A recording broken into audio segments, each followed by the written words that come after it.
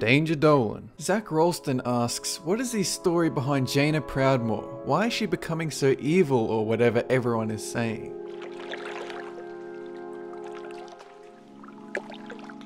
So Jaina was born on the mysterious Isle of Kultiris, which has not been added to the game yet.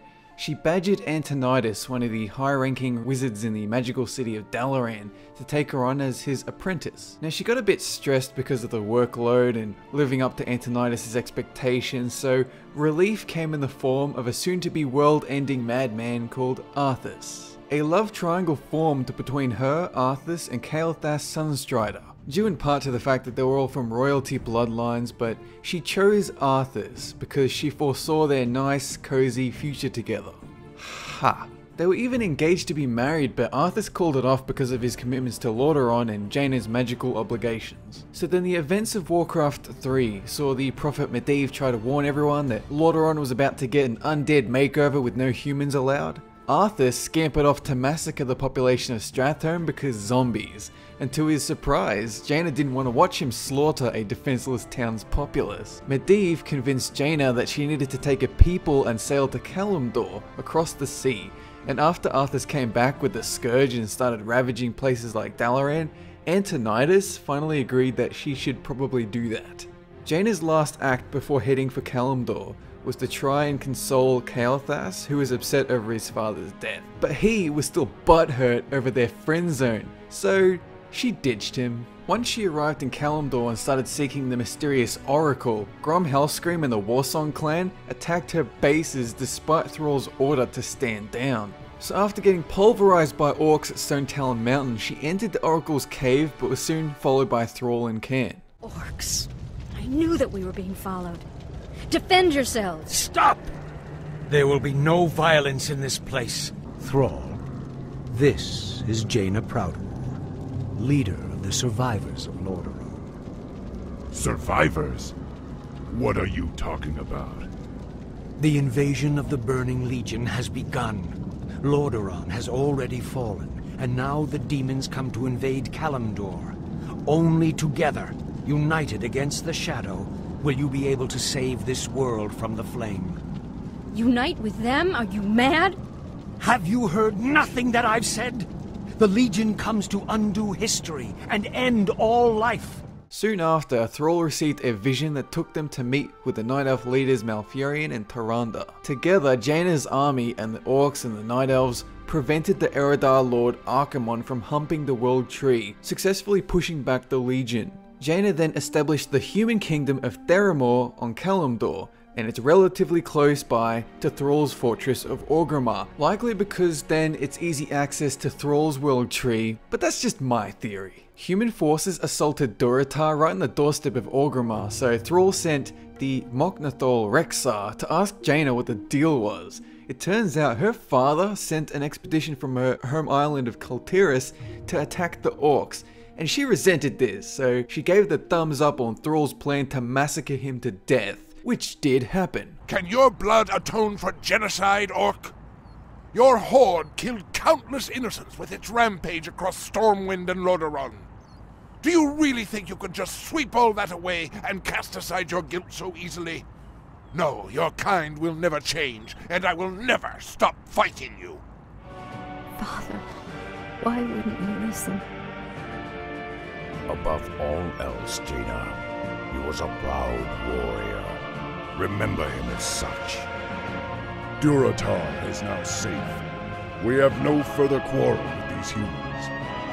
We will leave your isle in peace, Jaina. I pray we never have to come here again. Farewell, sorceress. In the 3 years between then and WoW, members of the Burning Blade clan attempted to aggravate Orgrimmar and Theramore in little ways to start a war.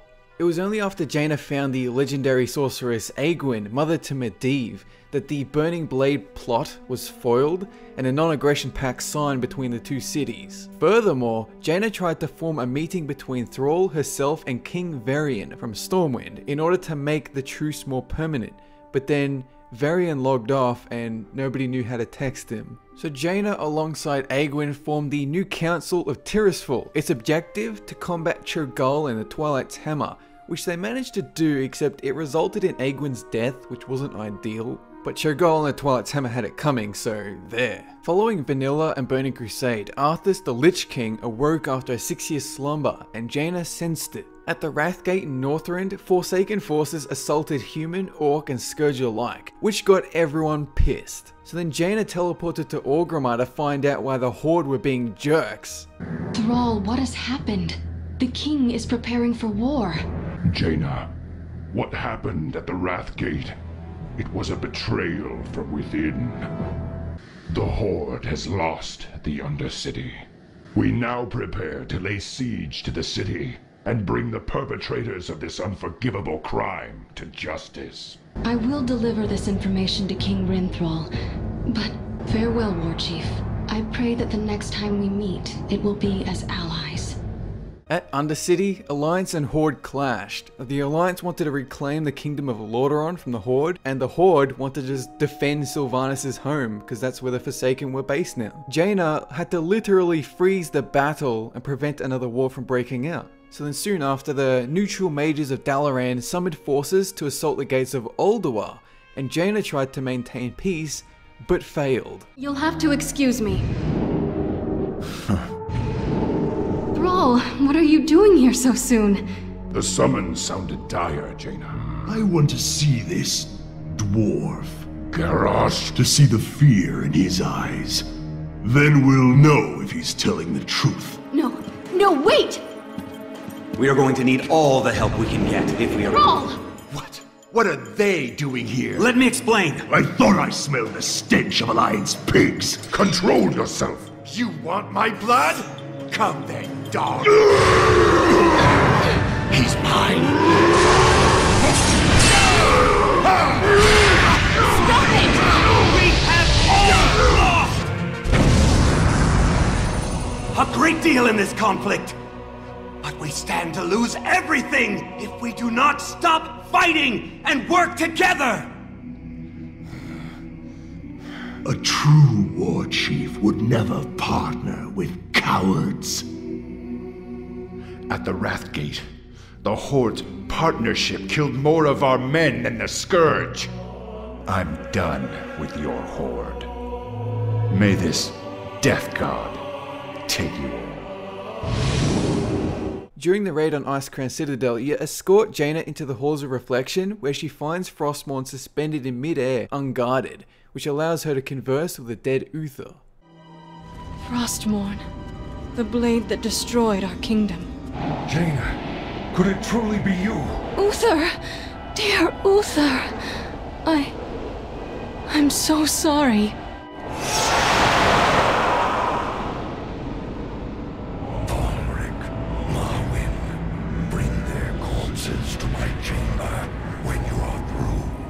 It's revealed that her former lover is still a dwindling presence in the Lich King's mind, but that he must still die, and another Lich King should take his place. So then once Arthas is defeated, you find a locket given to him by Jaina a long time ago, still attached to his dead body. And once you give it back to Jaina, she says this. What's this? He kept it. All this time, he kept it. I knew. I sensed a part of him still alive. Trapped, struggling. Oh, Arthas, perhaps he might someday remember what he once was. By the light, may he at last find rest, free from the icy grip of that terrible blade. That's it for part 1 in Jaina's story. Stick around for part 2 coming soon. It will encompass the events of Cataclysm and Pandaria. Things will be getting considerably darker, and I will explain why she is such a crazy bitch nowadays. That's it. Have a good one.